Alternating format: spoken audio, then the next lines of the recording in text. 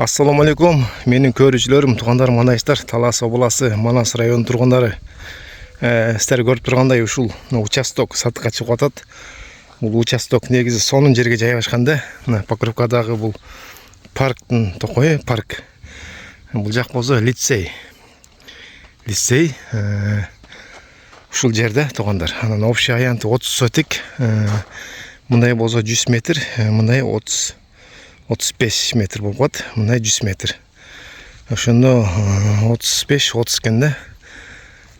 Бул жагында кум төгүлгөн, бир 4-5 машина кум даяр. Өзү негизи угловой жакшы жерде да. Не бизнес кылсаңыздар да даяр жер.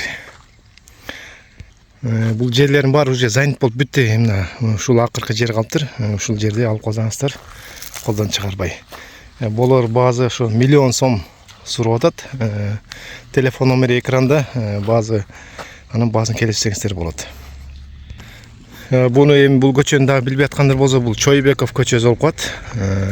Бул жак болсо Жаманкулов наркы көчө, Баласара кетип аткан трасса. Ошоң угловой да, ошоң кесилиши мына Чойбековдун. Лицей кошулду, лицей негизи, лицей түйүндө да, балдарды окутам десеңиздер. Аябай сон жер туугандар алып калыңыздар, колдон чыгарбай. Аз жерлер кымбаттап атат под бизнеске. Бул бетте болсо пескоблок чыгарат. Бирдеке кылам десеңиздер, алып эле, мына жакын да. Тегерек чекен тозу болгонго. Талас обласы, Манас району, Покровкада.